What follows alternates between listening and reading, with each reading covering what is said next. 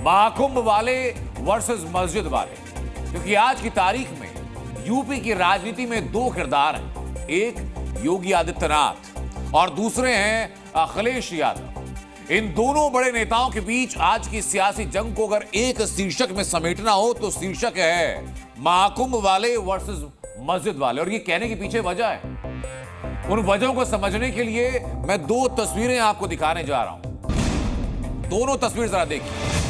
पहली तस्वीर महाकुंभ से जुड़ी है। कल माघी पूर्णिमा का अमृत स्नान है। सीएम योगी ने महाकुंभ के अंतिम महास्नान की पूरी तैयारी कर ली, तो अखिलेश यादव को सनातनी विरोधी भी योगी आदित्यनाथ ने बता दिया। दूसरी तस्वीर कुशीनगर की है। कुशीनगर की मदनी मस्जिद पर पहुंचे समाजवादी पार्टी के नेताओं की है। अखिलेश यादव के निर्देश पर 18 सदस्यों वाली ये पॉलिटिकल टीम उस मस्जिद को देखने पहुंची जिसे उत्तर प्रदेश प्रशासन के आदेश के बाद बुलडोजर ने अवैध निर्माण होने की वजह से तोड़ दिया। अब इसी तस्वीर को आधार बना करके बीजेपी के नेता और साधु संत तक कह रहे हैं कि हम महाकुंभ वाले हैं और समाजवादी पार्टी के नेता मस्जिद वाले।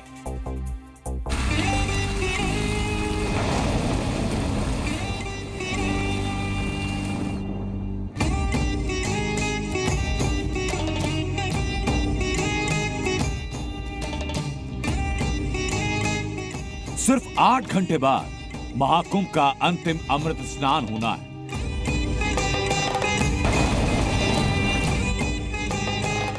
संगम तट पर करोड़ों सनातनियों का सैलाब है। एक तरफ महास्नान की तैयारी में जुटी सरकार, प्रशासन, साधु संत और श्रद्धालु हैं, तो दूसरी तरफ है महाकुंभ पर सिर्फ सवाल उठाने वाले। इसमें कोई दो राय नहीं कि देश दुनिया के करोड़ों श्रद्धालु अमृत स्नान के लिए संगम तट पर पहुंच रहे हैं। लोगों को प्रयाग पहुंचने के लिए घंटों का वक्त लग रहा है, लेकिन एक तरफ योगी आदित्यनाथ व्यवस्थाओं को ठीक करने के लिए काम कर रहे हैं, तो दूसरी तरफ अखिलेश यादव सिर्फ व्यवस्थाओं पर सवाल उठा रहे हैं। ये वही लोग हैं जो नकारात्मक पैदा करके भारत और सनातन धर्म के विरोध में अपने आप को सदैव खड़ा कर। एक तरफ है योगी आदित्यनाथ जो महाकुंभ में किसी भी अप्रिय घटना को रोकने के लिए हर मुमकिन कोशिश कर रहे हैं, तो दूसरी तरफ उनके विरोधी अखिलेश यादव सड़क से लेकर संसद तक इस मुद्दे को उठा रहे हैं। एक अस्थायी शहर में 45 करोड़ श्रद्धालु आकर के डुबकी लगा करके चला जाए तो इससे बड़ी बात और क्या हो सकती है। ट्रैफिक मैनेज नहीं कर पा रहे हैं आप। चांद पर पहुंचने का क्या फायदा जब जमीन की समस्याएं न दिखती हों आपको। योगी महाकुंभ के अंतिम अमृत स्नान तक पहुंच चुके हैं और अखिलेश अभी भी महाकुंभ के भगदड़ पर अटके हैं। और सिर्फ यही नहीं, जब से अखिलेश यादव ने अपनी टीम को बुलडोज की गई मदनी मस्जिद भेजा, तब से उन्हें मस्जिद वाला कहा जाने लगा। सनातनी है नो, फिर ऐसा क्यों बोल रहे हैं? इतनी उनकी बौद्धिक क्षमता होगी उतना ही तो वो बोलेंगे। सनातन धर्म के साथ अखिलेश जी ने रहना चाहिए। 48 घंटे पहले की बात, जब यूपी के कुशीनगर में अवैध अतिक्रमण कर बनाई गई मस्जिद को योगी के बुलडोजर ने धराशाही किया। उत्तर प्रदेश की सरकारी जमीन को मस्जिद के कब्जे से मुक्त करवाया और इसी कार्रवाई के बाद अखिलेश यादव ने एक प्रतिनिधि मंडल कुशीनगर भेजा। 18 सदस्यीय प्रतिनिधि मंडल ने मस्जिद की इंतजामिया कमेटी से बातचीत की और उनका दुख बांटा। हाटा की जनता ने संयम से काम नहीं लिया होता तो उत्तर प्रदेश में दूसरी संभल की घटना हुई होती। प्रतिनिधि मंडल भेजकर अखिलेश यादव का मैसेज क्या था? क्या समाजवादी पार्टी अवैध अतिक्रमण पर मस्जिद बनाने के पक्ष में है? क्या अवैध धार्मिक स्थल पर बुलडोजर चलाया जाना गलत है? और दूसरी बात, अगर अखिलेश को महाकुंभ में व्यवस्थाएं खराब लग रही हैं, तो फिर ऐसा ही प्रतिनिधि मंडल वहां क्यों नहीं भेजते? अखिलेश यादव जो है वो अखिलेश यादव नहीं, अखिलेश मुल्ला है। समाजवादी पार्टी वो हिंदू विरोधी पार्टी है। महाकुंभ को लेकर योगी आदित्यनाथ की तैयारी और दूसरी तरफ अखिलेश यादव का महाकुंभ और मदनी मस्जिद को लेकर रुख, ये साफ करता है कि यूपी में राजनीति धर्म के आधार पर बढ़ गई है। संतों के मुताबिक धर्म में बटी इस राजनीति में एक है महाकुंभ वाले तो दूसरे हैं मस्जिद वाले। ब्यूरो रिपोर्ट, जी मीडिया। तो योगी आदित्यनाथ और अखिलेश यादव दो अलग विचारधारा को रिप्रेजेंट करते हैं, इसमें कोई दो राय नहीं है। लेकिन सनातनियों को और खास तौर पर साधु संतों को इन दो नेताओं में जो बड़ा फर्क दिखता है वो फर्क क्या है? महाकुंभ में भगदड़ के बाद मृतकों के परिजनों को मुआवजा देते वक्त योगी सरकार ने कोई जाति नहीं देखी, कोई धर्म नहीं देखा, लेकिन अखिलेश यादव ने महाकुंभ की भगदड़ को लेकर बड़ा निशाना साधा, मुद्दा बनाया।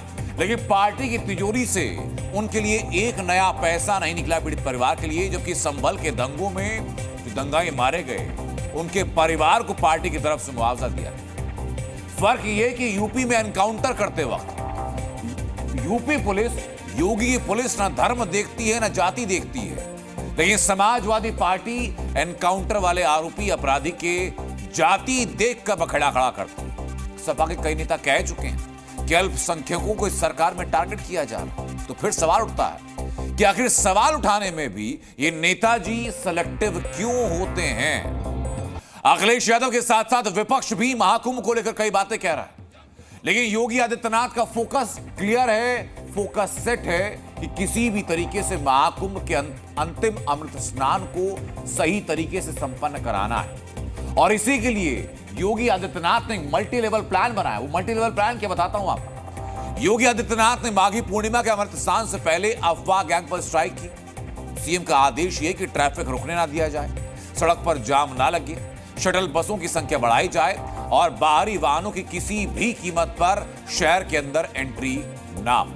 दरअसल मौनी अमावस्या से पहले हुई भगदड़ को देखते हुए महाकुंभ में हर इंतजाम पर सीएम खुद नजर बनाए हुए हैं और कोई भी गड़बड़ अगर हो रही है तो सीएम तुरंत खुद एक्शन ले रहे हैं। क्योंकि खबर यह कि योगी आदित्यनाथ ने प्रयागराज जोन के दो बड़े अधिकारियों को फटकार लगाई है। ये एडीजी ट्रैफिक और एडीजी प्रयागराज, इन दोनों अधिकारियों को सीएम आदित्यनाथ ने फटकार लगाई और कहा कि पूरे प्रयाग की जिम्मेदारी आप पर थी। लेकिन चाहे भगदड़ का दिन हो या फिर आम दिनों की भीषण ट्रैफिक अव्यवस्था हो, आप लोगों ने गैर जिम्मेदाराना काम किया है।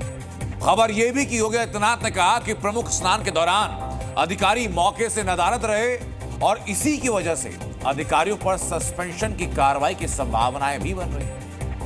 खबर यह कि माघी पूर्णिमा के अमृत स्नान के पहले सीएम योगी ने लखनऊ में सीनियर अफसरों की मीटिंग बुलाई। इस बैठक में मुख्य सचिव से लेकर डीजीपी तक शामिल हो। मेले से जुड़े अफसर वीडियो कॉन्फ्रेंस के माध्यम से इसी बैठक से जुड़े और योगी आदित्यनाथ ने उत्तर प्रदेश के 28 पीसीएस अफसरों की तत्काल प्रभाव से महाकुंभ में स्पेशल ड्यूटी लगाई और अब 17 फरवरी तक ये अफसर प्रयाग में रहने वाले। अब से ठीक 8 घंटों के बाद माघी पूर्णिमा का अमृत स्नान प्रारंभ होने जा रहा है और इसके पहले योगी ने जिस तरह की व्यवस्थाएं की उसका असर दिखने लगा है।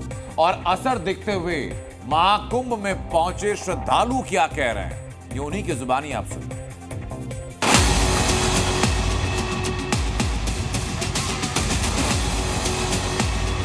योगी जी ने बहुत अच्छे से ये किया, ले बहुत अच्छे हो गए हमको, बहुत अच्छे। योगी जी का बहुत बहुत धन्यवाद। ऐसे इतने करोड़ों लोगों के लिए इतना सुव्यवस्थित किया है, कुछ किसी को कोई प्रॉब्लम नहीं है। 2 किलोमीटर लेकिन व्यवस्थाएं बहुत अच्छी है, फालतू भ्रांति में ना रहे लोग। प्राइम मिनिस्टर ने और योगी जी ने व्यवस्था की है, बहुत ही अच्छी की हुई है।